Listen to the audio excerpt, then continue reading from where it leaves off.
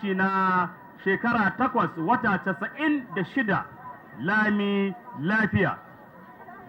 So alhamdulillah wannan fada ta yi cikakkwari da al'umma masoya aminai ciki da wajen ƙasar nan domin ganin wannan hidima ta wannan naɗi ta wannan daba mai albarka.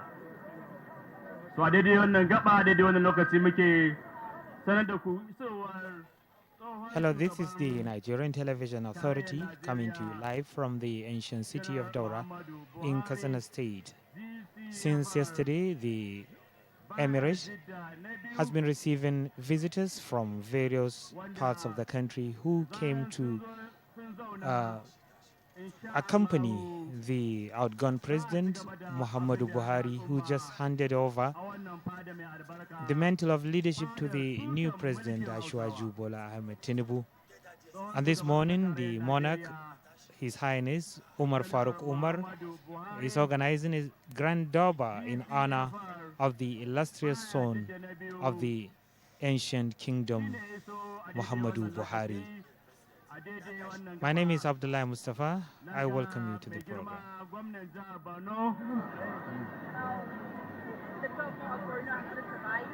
Shugaban jam'iyyar APC na so duk kirkin ka baka cika kasuwa da gaisuwa. Wannan fada ta yi cikakkwari babu wanda babu domin ganin wannan hidima. This is the second time Muhammadu Buhari is being honored with Grand Durbar by the Daura Emirate. The first one was in 1984, that is 39 years ago, when he assumed the leadership of the country under the military administration. That was by the then Emir of Daura, late Alhaji Muhammadu Bashar, and now by his younger brother Alhaji Umar Farooq Umar. And this time around, the honor is coming after the conclusion of 8 years, 2 terms of 8 years leadership of the country.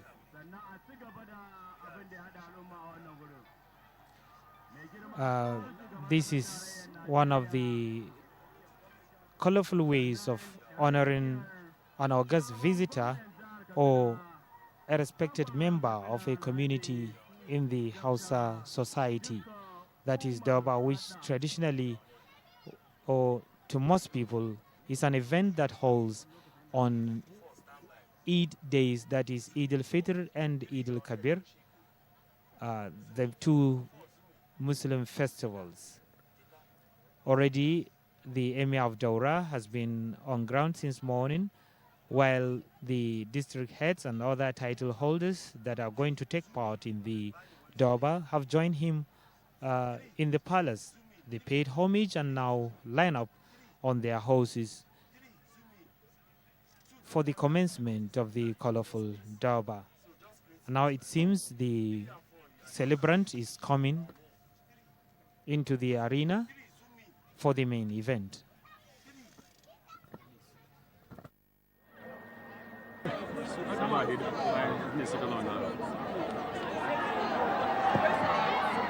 So, say take in Nigeria. National anthem, please. Can we raise for the national anthem? Band. The national anthem.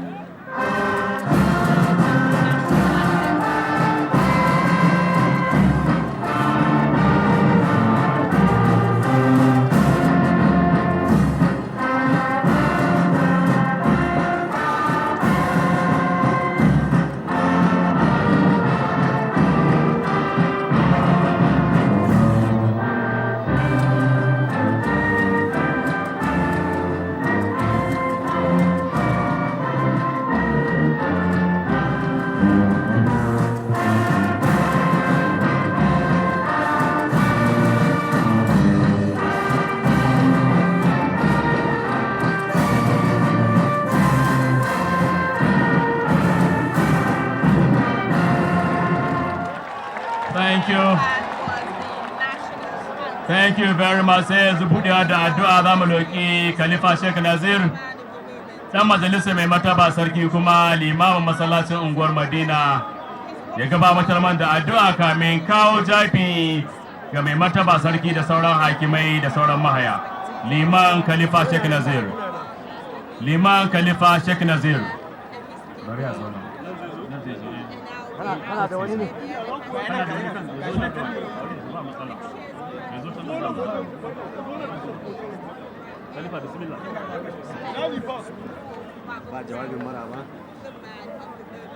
أعوذ بالله من الشيطان الرجيم. بسم الله الرحمن الرحيم. الحمد لله رب العالمين الرحمن الرحيم ملك يوم الدين. إياك نعبد وإياك نستعين. اهدنا الصراط المستقيم صراط الذين أنعمت عليهم غير المغضوب عليهم ولا الضالين آمين. اللهم صل على سيدنا محمد الفاتح لما أغلق والخاتم لما سبق ناصر الحق بالحق والهادي إلى صراطك المستقيم وعلى آله حق قدره ومقداره العظيم. صلاة تفتح لنا بها أبواب الخيرات والتيسير وتغلق بها عنا أبواب الشرور والتعثير وتكون لنا بها وليا ونصيرا. أنت ولينا ومولانا فنعم المولى ونعم النصير. اللهم سددنا في القول والعمل وعصمنا من الخطايا والظلل برحمتك يا أرحم الراحمين يا رب العالمين. سبحان ربك رب العزة عما يصفون وسلام على المرسلين والحمد لله رب العالمين. So amin liman Allah shi yadda, Allah shi karba. So jama'a yanzu fili ne na gabatar da daba ta tayin murna da tsohon shugaban ƙasar tarayyar Najeriya Janar Muhammadu Buhari baya jidda na biyu da taya shi murna na kammala wa'adin mulkin shi na shekara 8 tsawon watanni 96 lami lafiya gashi ya dawo mana gida lafiya. Wannan dalilin fadar mai martaba sarki ta shirya wannan gagarumar daba wanda wannan ita ce karo na biyu lokacin zamanin sarki Muhammadu Bashar a shekara ta 1984 yayin da ya samu mulki na soja. Mai martaba sarki Bashar ya shirya masa daba irin wannan ta taya shi murna na samun mulkin ƙasa. Allah cikin ikon shi tarihi ya maimaita kanshi a yau a wannan rana shekara ta 2023 mai martaba sarkin Daura kanan sarki Muhammadu Bashar ya shirya Muhammadu Buhari wannan gagarumar daba ta kammala wa'adin mulkinsa lami lafiya na shekara 8. To alhamdulillah wannan godiya ce ga Allah subhanahu wata'ala da ya mana wannan ni'ima ta samun wannan 'yanci da wannan dama ta kammala wannan wa'adi cikin ƙoshin lafiya da aminci da kuma kawo sababbin ci gaba a ƙasar nan.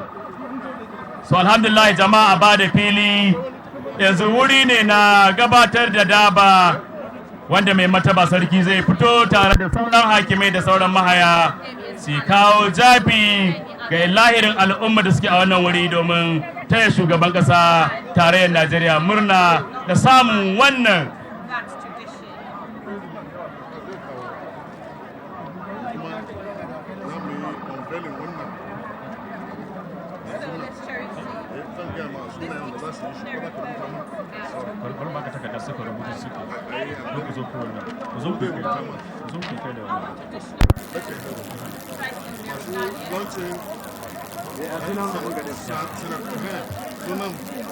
so ana ba jama'a da Allah.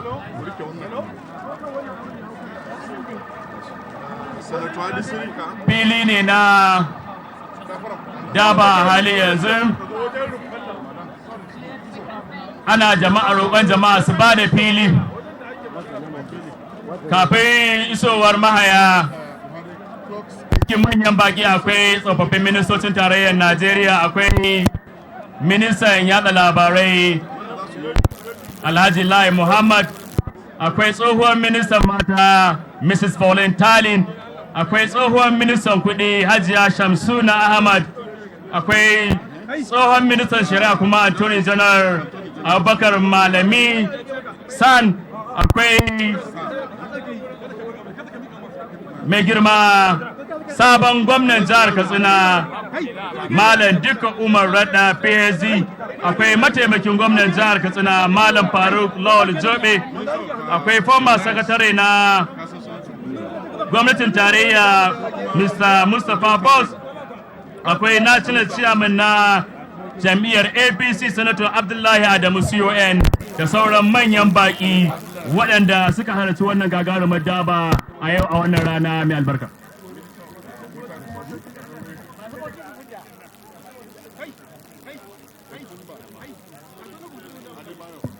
So ana roƙon da Allah wanda suka ajiye motoci a tsakiyar filin nan su janye, masu dawakai yanzu za su kawo jafi. Wannan shine abin da ya tara duniya a wannan wurin. Muna roƙon jama'a za su ba mu haɗin kai, musamman da jama'a da suke tsaye a tsakiyar filin nan. Filin dawakai ne, ba ma son a tunkuɗi kowa ko a tura kowa ko a taɓa lafiyar kowa kai.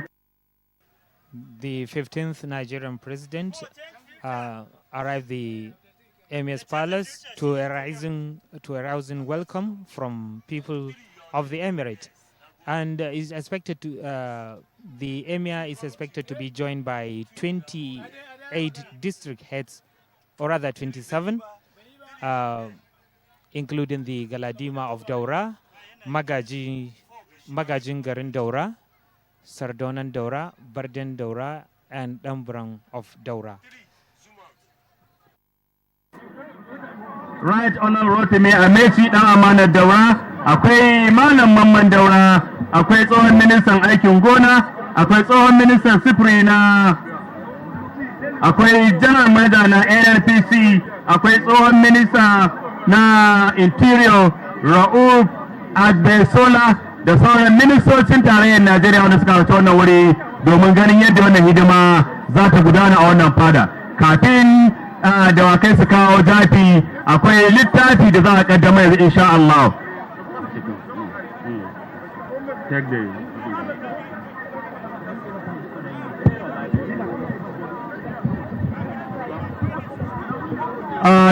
Distinguished ladies and gentlemen, like we heard my colleague saying in Hausa, that this colorful daba in honor of the illustrious sons of this emirate will be having the unveiling of a book titled President Muhammadu Buhari Clocks 80, celebrating the legacies of selfless service.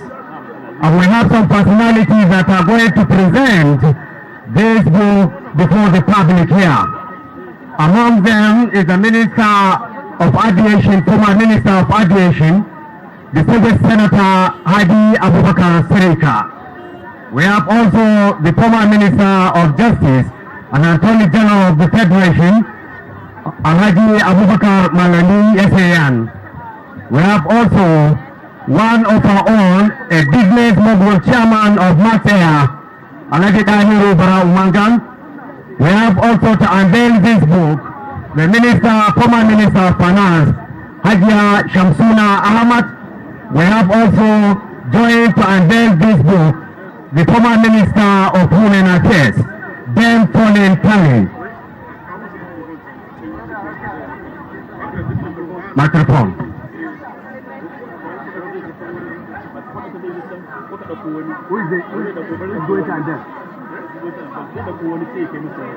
To kamar da kuka ji dai wannan daba kasaitacciya ta alfarma daba ce da wannan masarauta ta Daura karkashin jagorancin mai martaba sarkin Daura, sarki magajin Bawo Alhaji Dr. Umar Faruk Umar CON suka shirya ma ɗansu kuma ɗan wannan masarauta wanda ya bauta ma Najeriya, tsohon shugaban ƙasa Muhammadu Buhari GCFR. Wannan rana ta yau rana ce mai ɗimbin tarihi, rana ce ta farin ciki da duk wani badauri da duk wani mutum da ke jihar Katsina da ma makwabta daga cikin Najeriya da kuma wajen Najeriya. Abokin aiki na sarkin labarai kamar da kuka sani shine zai ci gaba da bayyana muku yadda tsarin wannan daba take, amma a halin yanzu akwai wani littafi da za a kaddamar wanda aka rubuta akan shi tsohon shugaban kasa Muhammadu Buhari GCFR. Minista Hadi Sirika shine zai kaddamar da wannan littafi. Ina faɗin sunayensu. I have just been mentioning their names, please, one after the other. To unveil this book is the former Minister of Justice, the Attorney General of the Federation, Alhaji Abubakar Malami, SAN. We have also joined to unveil this book one of our own, a business mogul, Alhaji Dahiru Barau Mangal.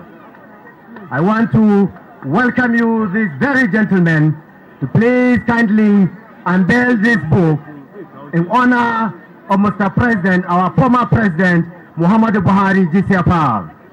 You are all welcome, all dignitaries that have come in from far and near to this very unique and very special Daba in honor of the former President of the Federal Republic of Nigeria, Muhammadu Buhari GCFR. Already the names of the special dignitaries have been welcomed and acknowledged in this very beautiful arena. Muna fatan da Allah jama'a za a ba da wuri nan domin mutane waɗanda ke zaune daga can saman rumfa da ƙasar rumfa su ga irin abubuwan daba da za a yi nan, su ga mahaya dawaki, su ga irin tsarin da aka yi, su ga irin kwalliyar da aka yi, su ga irin tarihi na wannan masarauta ta Daura da ɗaɗɗan masarauta mai ɗimbin tarihi a ƙasar Hausa. Ƙarƙashin jagorancin mai martaba sarki magajin bawo, sarkin Daura Alhaji Umar Faruk Umar Siwayan. Microphone.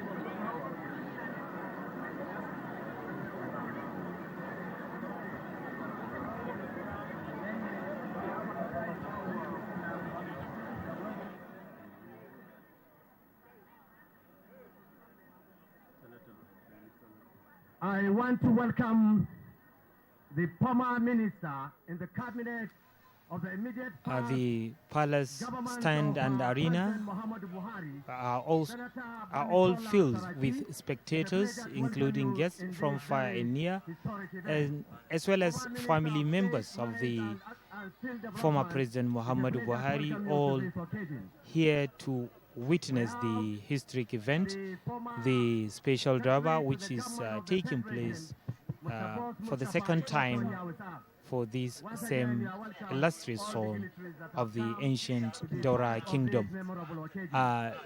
Durbar festival is an ancient tradition in the Hausa kingdom. It is believed to have started around 14th century, especially in Kano during the reign of legendary King Muhammad Rumfa, and it is actually a way to display strength in warfare of the kingdom and of course other kingdoms. So even what transpires now is like a reflection of what happened during the ancient time when kingdoms engaged in skirmishes and wars whereby certain kingdoms are conquered and subdued in certain instances. So it's not only a display of horsemanship, but also tradition, because the regalia used by both the riders and the horses being ridden.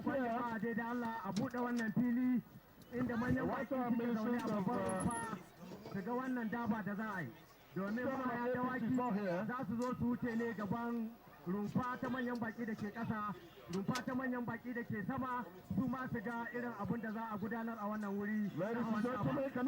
So the horses are well decorated. I learned that also former President Muhammadu Buhari is to be honored with the prestigious title of Bayajidda II. And Bayajidda was a legend and is believed to be the father of seven Hausa kings during the 9th century AD. So it means that after Bayajidda, another legend is here, that is Muhammadu Buhari. We thank him for today. And part of the event of today, there has been a compendium of the life and times of President Buhari and the activities during his tenure, both as military head of state and as civilian president. It's well captured, very rich book. We want to launch it today. We want to launch the book today. And I crave your indulgence to use Hausa and yes, okay. His Excellency Otumbani about Adebayo, the Madam Daura, Alhaji Musa Haro, and then under the chairmanship of our father, the elder statesman, Alhaji Sani Zamgan Daura, CON, and then all former ministers during the cabinet are invited to this podium. But crave my indulgence, I think our father should remain seated. Alhaji Sani Zamgan Daura remains seated where he is, while we launch on his behalf. Former Minister of Water Resources Galadiman Kazore, you are summoned here. And them, Paul and Tyler, you are summoned here with no excuse. Oba Tokwe, you are needed here as well.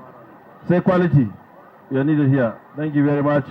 Inda Minister of State Foreign Affairs, former, you are needed here. We represent all of you. I don't think we should waste time. We should hold this book like this.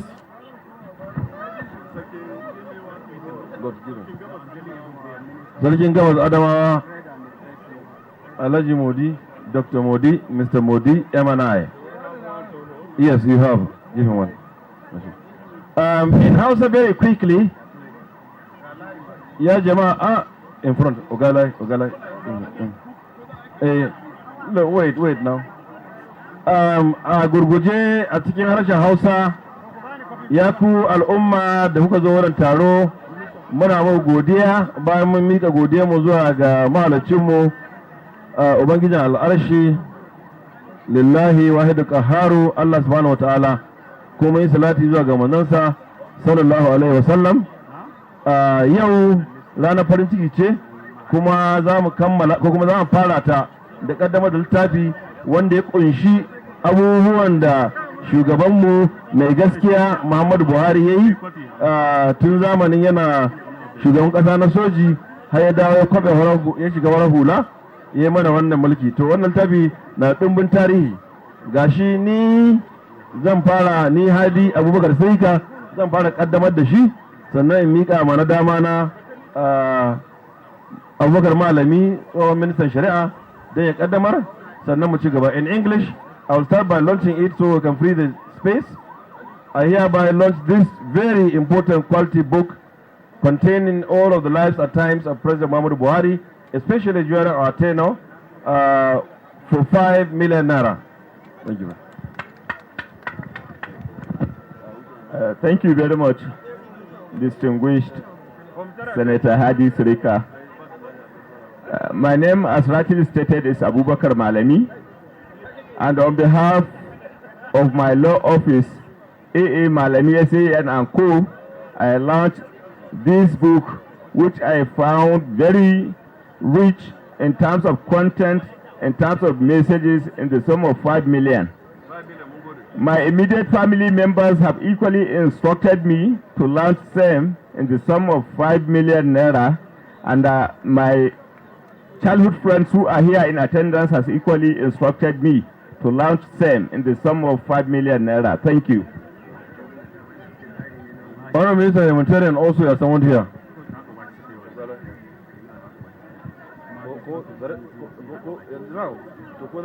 Are we going to just launch on that everybody, or what do we do? Who will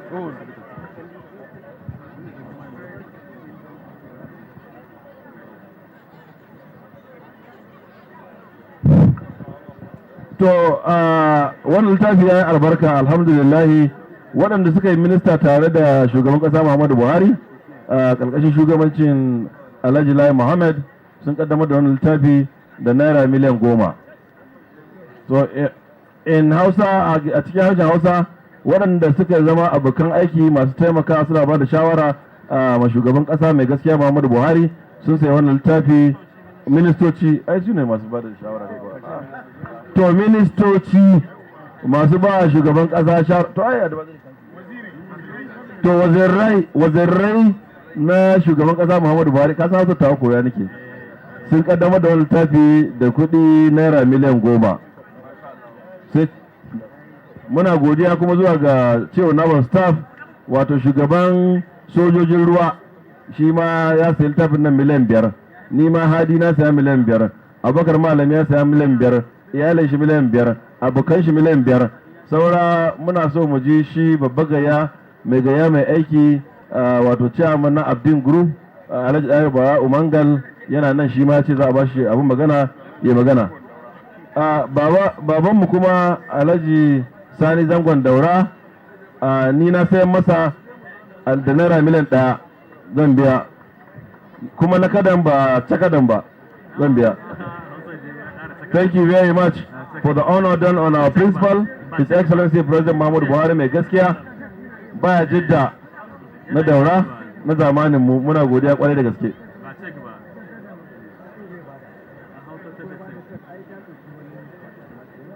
Will somebody come and relieve me of this mic, please, so I can rest?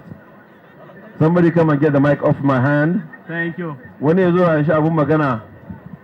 Thank you, Distinguished Senator. Thank you very much indeed. We are waiting for the Governor and Deputy Governor of Katsina State to arrive. We thank you. Yes, sir. Yes, sir. We thank you all, the former Minister of Aviation, one of our own, Distinguished Senator Adi Abubakar Sarika. We thank you. Hold on. We're waiting. We are waiting to start this Daba, please. There is no time to continue to take the lunch in place. Hold on. We do would like apology, to please. take the phone to the chairman, Max here, but it's not here. But the Deputy Governor is here. Elijah Zobe, good to see you. Congratulations once more. Chairman party. Thank you. Chairman of the APC Katsina State is here, and I hope the chairman of the national chairman of APC is also here. A very much distinguished Senator Adla Damuturaki Kefi is also here, and please, we would like to start this Daba. As the Daba is going on, we will continue to be unveiling this Katsina State book, House of Assembly. Elijah Musa is also here. Good to see you. Thank you very much. Please, we are here to please to allow to start this Daba, For please. myself and my family and the members of Katsina State House of Assembly, I bought a copy of 100,000 naira, one copy. Jama'a kamar da kuke gani a wannan tsarin Daba, tawaga ta farko ita ce babbar tawaga ta mai martaba sarkin Daura. Alhaji Umar Faruk Umar Siwayan. Jama'a dala a buɗe dala masu ɗaukar hotuna. The Durbar procession has just started and is being led by the Emir of Daura, His Highness Alhaji Umar Faruk Umar. He's leading other district heads from the Emirate, this historic Durbar, in honor of the immediate past president of the Federal Republic of Nigeria, Muhammadu Buhari, and illustrious son of the Daura Emirate.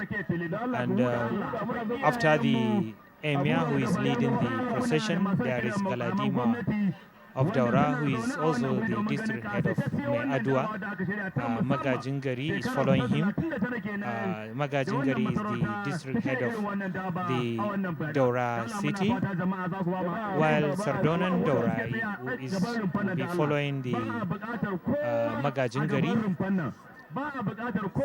Sardona is the Hakimi of the Daura extension, while Berden Daura, Hakimin Yardaje, and Ambram, the district head of Ori, are following. Others following His Highness the Emir of Daura are the Talaba of Daura, the district head of Kwasarawa, Daruwatan Daura, Sarkin Dawakin Sakar Gida, Dan Majan Daura, Hakimin Rogogo, and Dan Iya, the district head of Babban Mutum. There is also Sarkin Fulanin Daura, the district head of Rijiyar Tsamiya, Marusan Daura, Hakimin Yandi, Bunturawan Daura, the district head of Sandamu, and Dangaladiman Daura, district head of Koza. Sarkin Ban Daura is also in the procession, and he doubles as the district head of Enduna. Where Burkan Daura is being represented here in the Durbar, and the Burkan Daura is the district head of Zango. Magaji Ravi is riding himself, and he's also the district head of Fago, and he's being followed by Sarkin Arewa of Daura, Dan Iya, Dan Malikin Hausa, Dawisun Hausa, Tafida Babba, Turaki Babba, Jakada Babba, Ma'aji Babba, and last but not the least, Kauran Daura, who is being represented.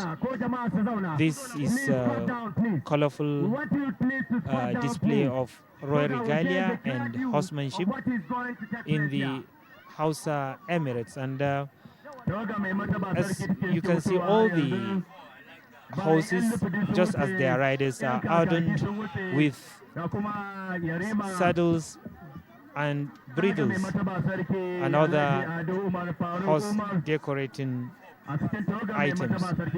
So too, their riders, as stated, they are wearing the traditional Hausa flowing gown and turbans. And turban is a symbol of royalty and scholarship in the Hausa society. Traditionally, Durbars are mostly, or if not only, staged during the Eid al-Fitr and Eid al-Kabir in the Emirates, and the Emir of Daura is on his horseback. His Highness Umar Farooq Umar has been on the throne since 2007 and succeeded his late elder brother Muhammadu Bashar, who has been on the throne for more than 4 decades. It is all about display of royal regalia, horsemanship, and tradition of the Hausa kingdoms. And traditionally, this was how emirs and kings rode to battlefields to either attack or defend their kingdoms from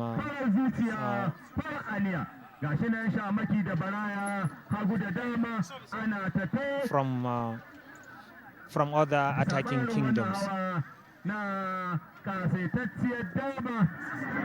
A wannan rana 30 ga watan Mayu shekara ta 2020 gashi nan sarkin tambura na tambura, sarkin zagi rike da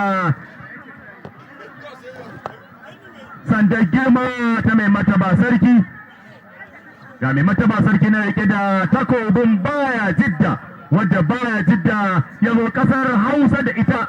Gashi ne ya iso wannan babbar rumfa, ya daga ya jinjina wa shugaban kasar tarayyar Najeriya domin murna da taya shi farin ciki kammala watanni 96 lami lafiya. Gashi ya dawo gida cikin aminci, cikin nasara. Mai mataba sarkin Daura, sarkin musulunci, sarkin adalci, jagoran tushen mulkin Hausawa. Gashi nan sarkin lema rike da lema mai launin koriya da ruwan gwal. A bayan shi ƴaƴan shi ne akwai mai girma dan makwayan Daura, akwai mai girma turakin Daura, akwai mai girma mayanan Daura, akwai mai girma dakaran Daura. Duka tawagar mai martaba sarkin Daura domin taya babbanmu abin alfaharinmu shugabanmu baya ji da na biyu mai girma tsohon shugaban ƙasar Najeriya Jan Muhammadu Buhari ga sarkin tambura nan na tambura. So alhamdulillah jama'a ana roƙo wannan fada ta yi cikakkwari a yi haƙuri da mu a bisa yanayin da aka same mu. Haka wannan al'amari ka kasance idan al'amari ya taso na hidimar al'umma mun san soyayya ce, ƙauna ce, amincewa ce duka ta kawo haka. To muna fatan jama'a za a yi haƙuri kuma za a ba sauran hakimai su kawo jafi kamar yadda aka tsara. So har yanzu dai mu ba ma ganin me ke zuwa me ke zawa me ke filin nan domin mu sanar da al'umma da suke a nesa. Domin akwai manyan baƙi shugabannin gwamnati da sarakunan gargajiya wanda suna zaune a cikin wannan babbar rumfa domin ganin yadda wannan kasaitacciyar daba za ta gudana a wannan rana mai albarka. Akwai mai girma uwar gidan shugaban ƙasar tarayyar Najeriya Aisha Muhammadu Buhari, akwai kuma masu girma masu ɗakin mai girma gwamnan jihar Katsina duka suna tare a wannan wuri. Akwai iyalai na uban ƙasa uban al'umma mai martaba sarki duka suna a wannan wuri domin ganin yadda wannan hidima za ta gudana a yau ƙarƙashin jagorancin adalin shugaba mai adalci, sarki mai son jama'a, sarkin da baya kyama al'umma, shigowar uban ƙasa uban al'umma mai martaba sarkin Katsina Alhaji Dr. Abdulmumin Kabir Usman. Mune maka lale marhaban da amsa goron wannan gayyata na wannan gida naku domin karrama wannan biki na mai girma tsohon shugaban ƙasar tarayyar Najeriya Jan Muhammadu Buhari. Mune maka lale marhaban, Ubangiji Allah shi ƙara lafiya, Allah shi ta da rai. So har yanzu tsarin hawan daba ne bayan shigowar tawaga ta uban ƙasa uban al'umma mai martaba sarkin Daura Alhaji Dr. Umar Faruk Umar CON Kadimul Umma.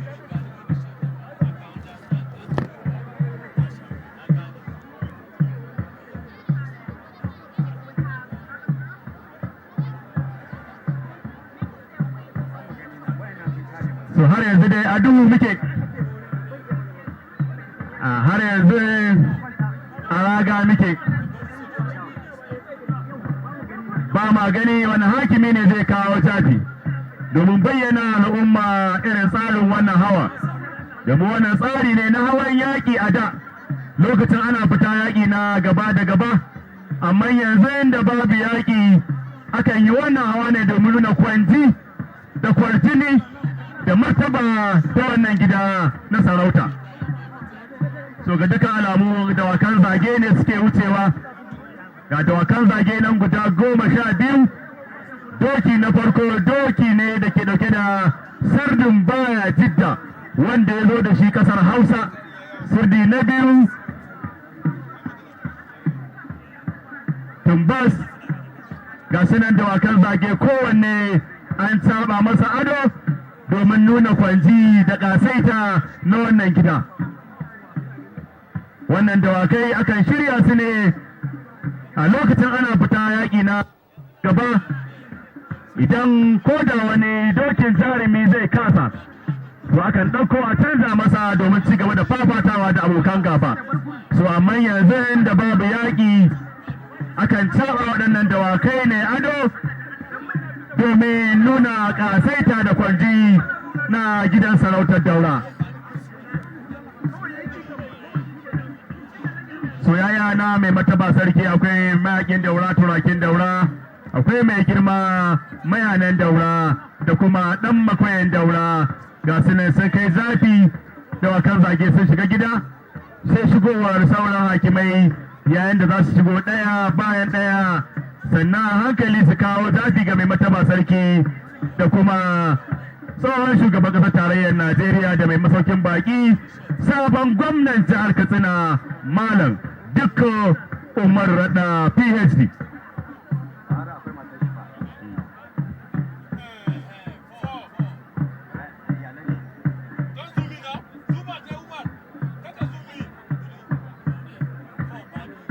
So alhamdulillahi taro ne daman na godiya ga Allah.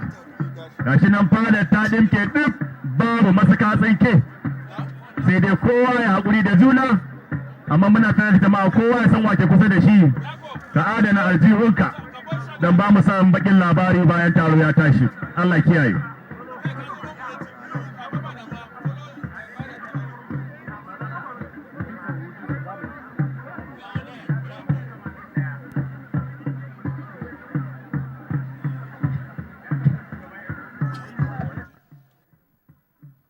Ladies and gentlemen, this Durbar procession has started. And riders are displaying their beautiful horses and traditional regalia.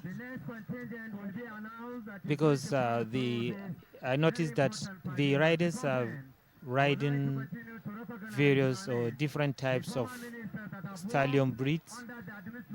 Some are foreign breeds and the local breeds, including the Arabian, the Argentine, that are very expensive stallion or horses that are also all being used in modern day Durbar. But previously it was mostly the local and Arabian breeds that were used for military expedition and display of military power by the ancient rulers in the Hausa kingdoms. The place is the palace arena is filled to the brim, and so riding through the crowd is being found difficult by the riders.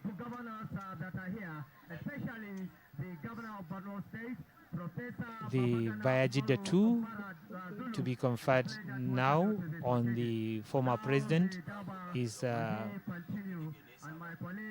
exchanging pleasantries and greeting incoming visitors, guests rather, to the ceremony. He's acknowledging cheers from spectators and horse riders who are passing,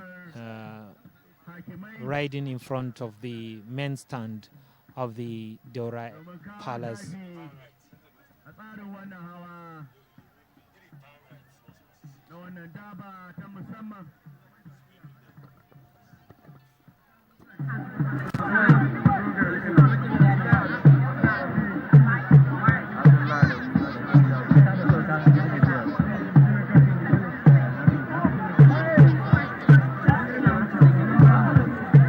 So kafin isowar hakimai suka dace minewa shugaban jam'iyya na ƙasa Sanata Abdullahi Adamu barka da zuwa wannan guri mai albarka, mun gode Ubangiji Allah ibar zamanci.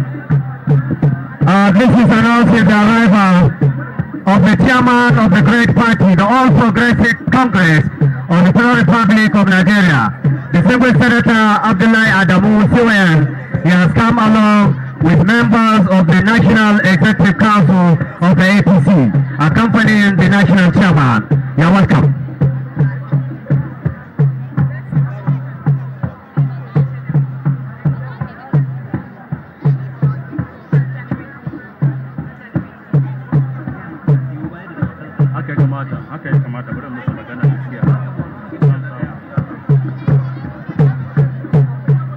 Da Allah muna dai ƙara roƙo da Allah mutanen da ke daidai inda wannan wuri yake, inda muke magana, idanuwan mu ba su ganin ainihin tsarin da aka yi na wannan hawa na Durbar. Sai kun ba mu wuri domin mu sanar da jama'a baki, musamman ma baki waɗanda a yau shine zuwa su na farko domin kallon wannan Durbar. Muna roƙon da Allah ko dai ku canja wuri ko kuma ku squatting down please. Da Allah da Annabi. You are blocking our view, Allah, from here. Please. Thank you, Former Secretary Alhaji Sani Balakabomo. So hakimi mai zuwa shine mai girma ga Ladiman Daura. Hakimin mai aduwa injiniya Ahmadu Daddere Ahmadu. Dan majalisa mai mataba sarki, shugaban majalisa na mai mataba sarki. Tawagar shi ce take wucewa a daidai wannan lokaci, a daidai wannan gaba tsarin wannan hawa ta wannan daba ta musamman domin taya murna da godiya ga Allah subhanahu wa ta'ala da kammala mulkin shugaban kasa Janar Muhammadu Buhari lami lafiya. A mai girma ga Ladiman Daura ya cika mashi, ya cika ya sake cika har sau uku. Wannan alama ce take nuna cewa komai yana nan lafiya. Hakimai za su ci gaba da kawo jaji sannan a hankali a daidai wannan gaba a daidai wannan lokaci. Wannan ya samo asali ne lokacin ana fita yaƙi na gaba da gaba. Idan Galadima ya zo gaban sarki bai saka mashi sau uku ba, to aiki akwai saura, akwai baya da ƙura kenan.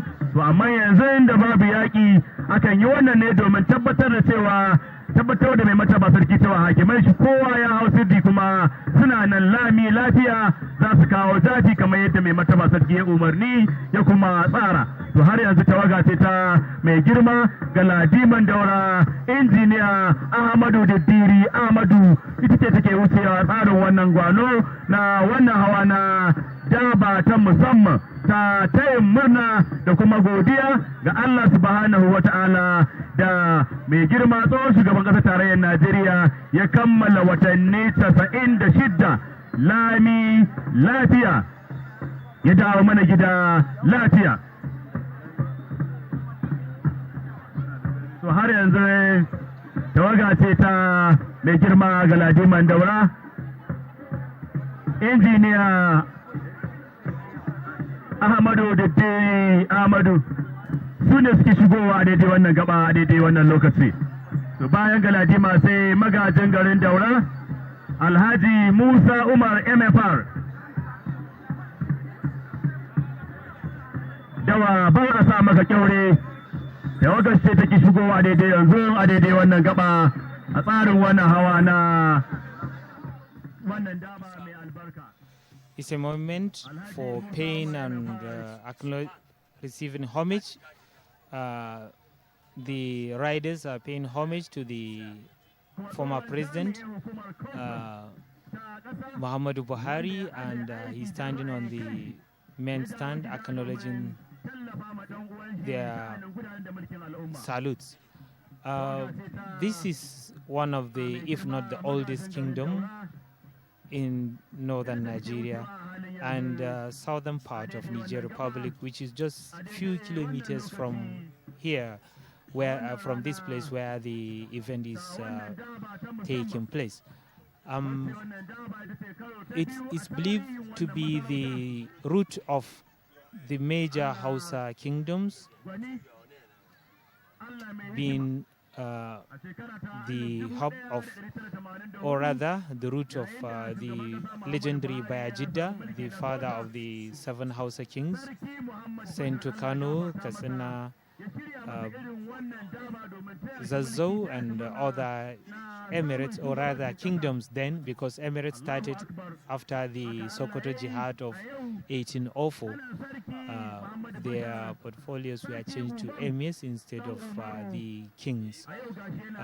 It was then kings because it was a pre-Islamic period, the 9th century. So Bayajidda was the first, the father of those kings, and he was believed to have come from faraway Baghdad in the present-day Iraq after the kingdom was said to be defeated by a queen, and so he came along with 40 aides through Ngala in Borno and came to Daura in the night. And what happened then was that at the moment water scarcity was hitting hard, and only on Fridays people are able to fetch water from the only well in the city because of the presence of a huge python in the well that prevents people from fetching water on any day apart from Friday. So he was reportedly the one who killed the snake. So that made the then Queen Daurama to get that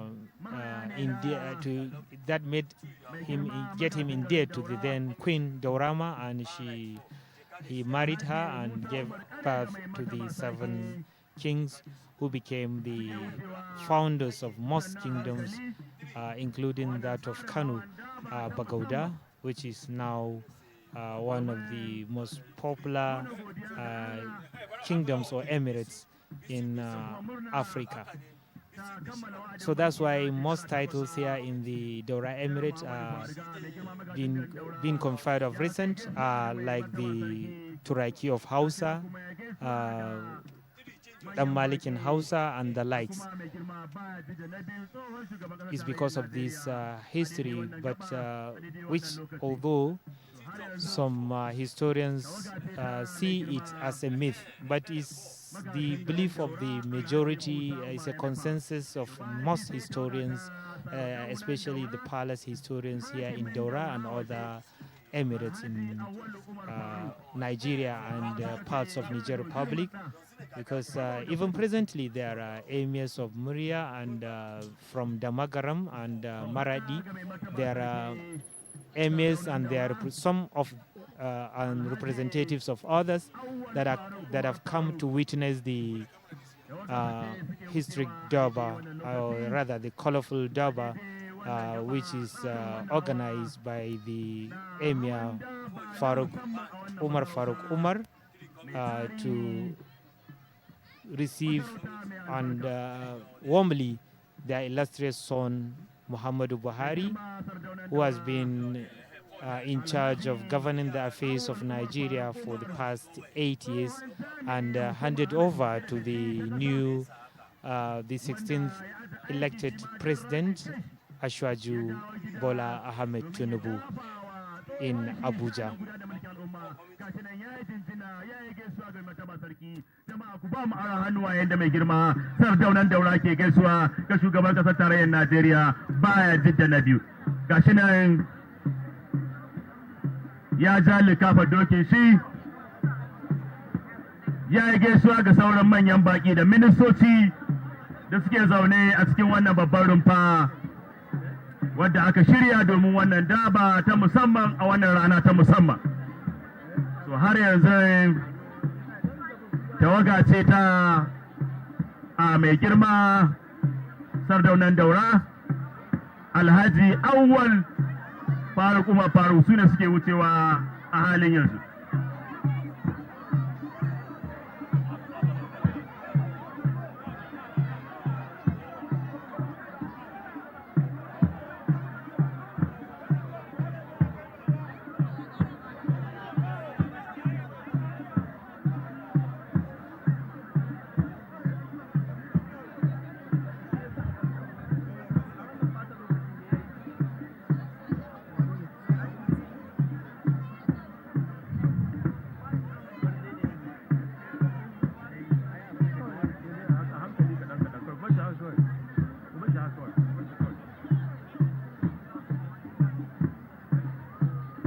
Mu aikin mu faɗa wai kurege ya aure kiwa.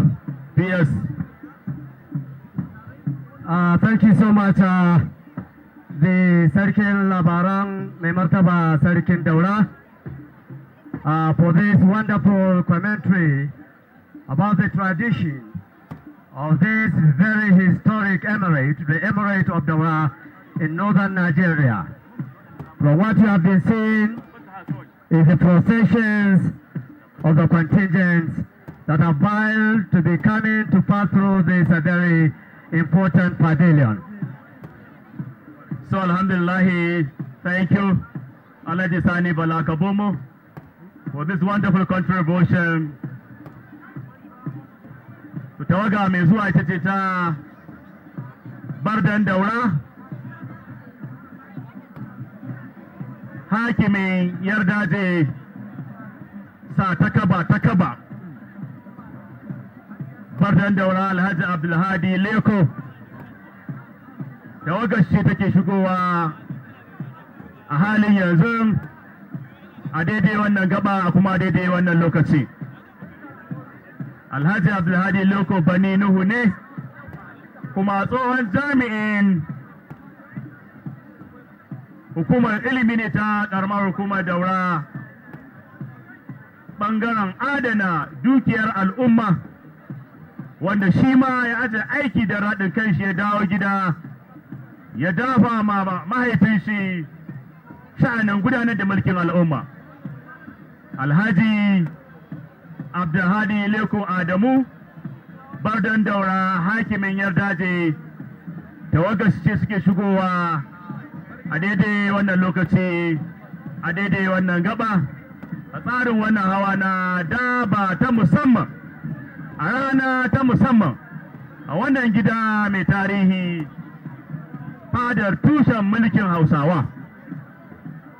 Gashi nan ya yi gaisuwa ga uban ƙasa, uban al'umma, fasihi adali. Gashi nan ya ja likafin dokin shi mai girma Sani, ya yi gaisuwa ga manyan baƙi da suke zaune a wannan wuri. Akwai tsaffin ministoci na gwamnatin shugaban ƙasa Janar Muhammadu Buhari da sarakunan gargajiya ciki da wajen ƙasar nan, da kuma sauran masoya da aminai na wannan masarauta masu albarka.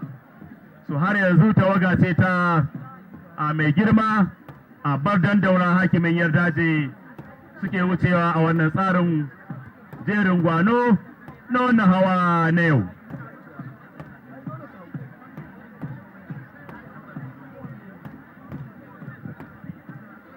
Ladies and gentlemen, you are watching this live colorful Daba staged in honor of the immediate past President of the Federal Republic of Nigeria, Muhammadu Buhari, GCFR, and members of his immediate family.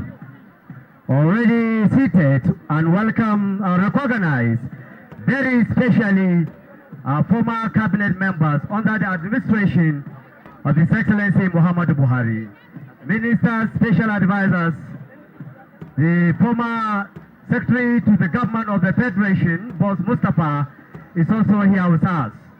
His Royal Highness the Emir of Katsina, Alhaji Dr. Abdul Muhammad Usman CFR, and members of his council are also here to be part of this occasion. The prominent sons and daughters of this emirate, so many to mention individually, are also here with us. We would like to welcome you. We would like to congratulate you for having these very illustrious sons that have led this country under democratic rule for the past 8 years. President Muhammadu Buhari, Allah Majagora. Thank you. Har yanzu shigowar jerin hakimai ne na wannan masarauta mai albarka domin kawo jafi a wannan jerin gwano na wannan rana ta musamman.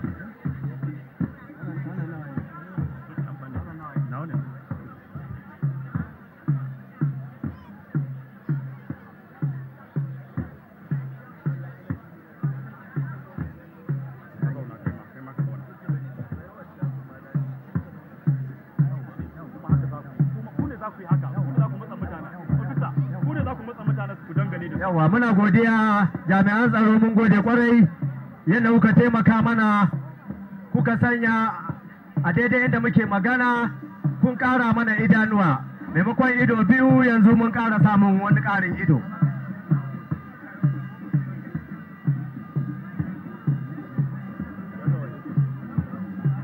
To tawaga ta mai girma ɗan buram ɗin daura hakimin ɓorai su ne suke shigowa a daidai wannan lokaci a daidai wannan gaba. Wake tambayar me aka yanka ga kai ga fata da kake tambayar me aka yanka. Tawaga ta mai girma ɗan buram ɗin daura, hakimin ɓorai, ɗaga mai mataba sarki Alhaji ɗaha Muhammad Umar Faruk, a su ne suke shigowa a halin yanzu a daidai wannan gaba a daidai wannan lokaci. A bisa dawakai guda 60 farare, farin rawani, sai cikon na 61 shine a bisa. So wannan tsari ya kai tsari domin karrama wannan rana da girmama wannan yini a wannan masarauta mai albarka. Baban Hindatu, mijin Hindatu,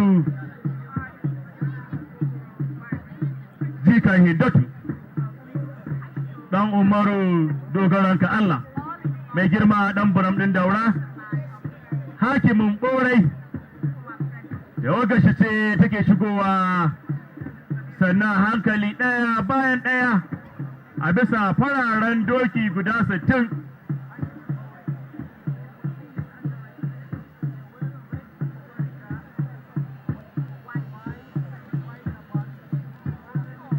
Rike da fararen kandili da kuma fararen rawani domin martaba wannan rana da wannan yini mai albarka.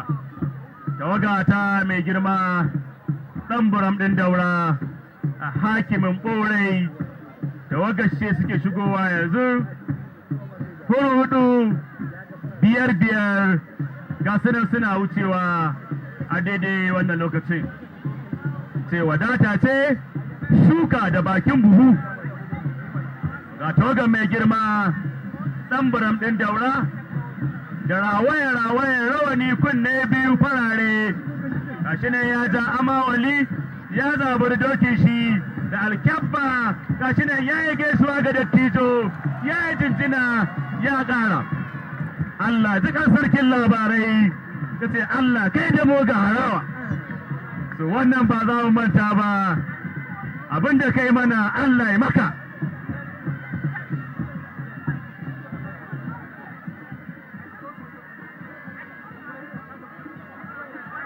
Tawaga ta mai girma ɗan buram ɗin daura hakimin ɓaurai ɗaga mai mataba sarkin daura.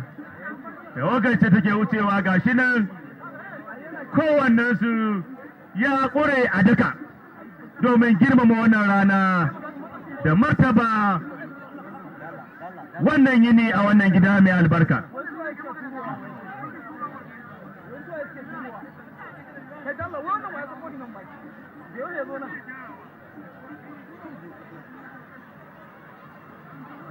Har yanzu tawaga ce ta mai girma ɗan buram ɗin daura hakimin ɓaurai su ne suke wucewa a halin yanzu. Distinguished ladies and gentlemen, from the start of this contingent to the end is the contingent of Damburan Daura, district head of Pauri, one of the sons of His Royal Highness, the Emir of Daura. You can see this very beautiful procession under the Damburan Daura, district head of Pauri, Alhaji Daha Umar Faruk Umar. So bayan tawaga ta mai girma ɗan buram ɗin daura sai tawaga ta mai girma ɗan madamin daura hakimin Dimurkol, wanda yake tana ɗaya daga cikin sababbin garin hakimai wanda mai mataba sarki ya samar domin taya shi mulkin al'umma. Tawaga ta mai girma ɗan madamin daura Alhaji Musa Haro su ne suke wucewa a daidai wannan gaba a daidai wannan lokaci.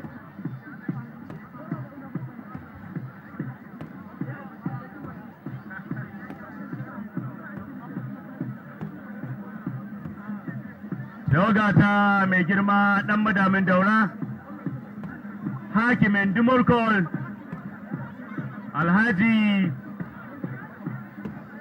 Musa Haro tawagar ce suke shigowa a daidai wannan lokaci. yana ɗaya daga cikin garuruwan hakimai wanda mai mataba sarki ya samar a shigowar shi tsawon mulki na shekara 16. Mai mataba sarki ya gaji a garin hakimai guda 10, amma cikin ikon Allah da sahalewar shi da kuma gwaninta shi wajen sha'anin gudanar mulkin al'umma, yanzu muna da hakimai masu ƙasa guda 18. Garin Dumurkol ya haɗe daga cikin sababbi na kusan nan wanda mai mataba sarki ya tsaga ya kuma ba ɗaya daga cikin ɗan uwa na mai girma shugaban ƙasar tarayyar Najeriya Jan Muhammadu Buhari a hakimci na wannan gari na Dumurkol.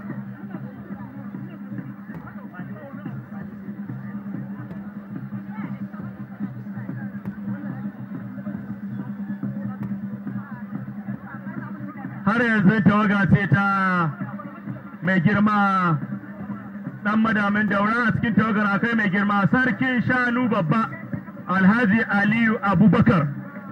A cikin tawaga ta mai girma a dan madamin Daura akwai sarkin shanu babba Alhaji Aliyu Abubakar, akwai kuma wazirin dan madami a cikin wannan tawaga ta mai girma dan madamin Daura hakimin Dumurkol.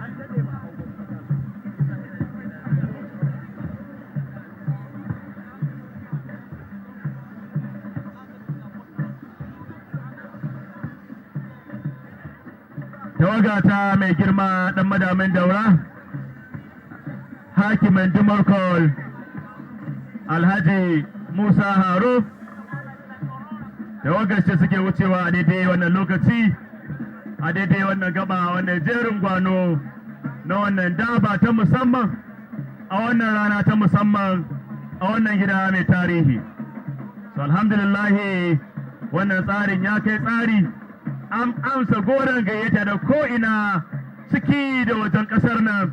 Wannan fadar ta yi kwakwari babu masaka tsinke, alfarma da martabawa da godiya da jin daɗi na halartar mai martaba sarkin Katsina wannan rana, wannan mazauni a yau. Ubangiji Allah shi ƙara lafiya, Allah shi ƙara jagoranci. Har yanzu tawaga ce ta mai girma ɗan madamin Daura a hakimin Dumurkol wato mashekari fara'aniya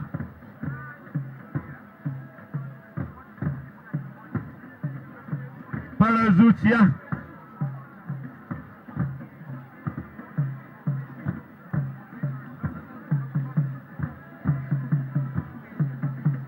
ƙara kiki babban laya ɗan madamin Daura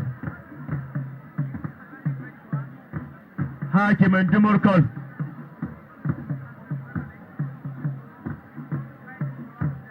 Tawagar shi ce suke wucewa. A cikin tawagar akwai Alhaji Murtala Shehu, akwai PA na Rector Federal Polytechnic Daura Alhaji Aliyu Habibu, akwai wazirin ɗan madami babba Alhaji Hamisu Haro da sauran 'yan uwa na jini na mai girma tsohon shugaban ƙasar tarayyar Najeriya Alhaji Janar Muhammadu Buhari. Har yanzu tawaga ce ta mai girma ɗan madamin Daura hakimin Dumurkol. Su ne suke shigewa hudu biyar kowannensu ya ƙure a daka domin murna da wannan rana. A cikin tawagar akwai mai girma sarkin arewan Daura Alhaji Ahmad Badayi, Mansur Ahmad Badayi.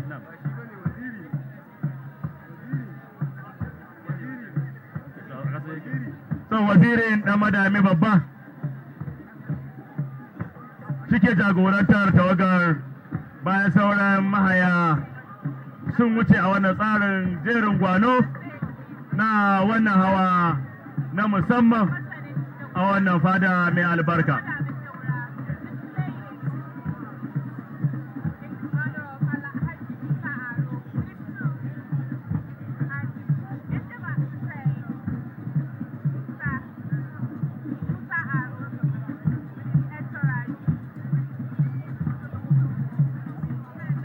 Distinguished ladies and gentlemen, our very dear visitors to Daura Emirate for this very special Daba. Once again, for and on behalf of His Royal Highness the Emir and members of his council, sincerely wish to welcome you as you took part towards this very special Daba. You have been seeing this procession that we have been watching is the district head of Dumurkul.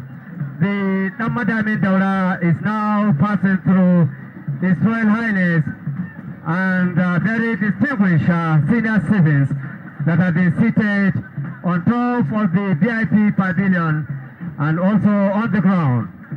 So I'd like to welcome each and every one of you, especially His Royal Highness the Emir of Katsina, Alhaji Dr. Abdulmumin Kabir Osman Siafar, the Chairman of the Council of Chiefs in Katsina State and members of his Council of Emirate.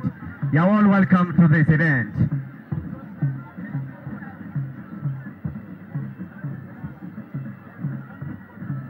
So alhamdulillah,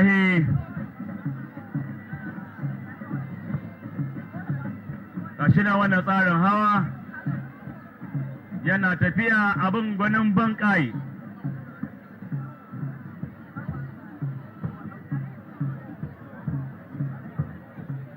Jama'a ce babu masaka tsinke saboda ƙauna, soyayya mai girma ɗan madamin Daura. Gashi nan ya yi jinjina, ya yi gaisuwa ga mai mataba sarki, ya ja likafin dokin shi. Gashi nan ya yi gaisuwa ga manyan baƙi da suke zaune a wannan rumfa. Gashi nan ya jinjina ga tsohon shugaban ƙasar tarayyar Najeriya, Janar Muhammadu Buhari. Hausawa suka ce ku tutture da idanu maganin mai sara. Tawaga ce har yanzu ta mai girma ɗan madamin Daura a hakimin Dumurkol su ne suke shigewa sannan hankali ɗaya bayan ɗaya. Kamar yadda kuke gani, tana ɗaya daga cikin sababbin garin hakimai da mai martaba sarkin Daura, Alhaji Dr. Umar Faruk Umar, CON Kadimul Umma, sarkin da baya kyaman al'umma, sarki mai ƙaunar jama'a, ya samar a tsawon lokacin zamanin mulkinsa na shekara 16 da watanni. Sai tawaga ta mai girma sarkin yaƙin Hausa.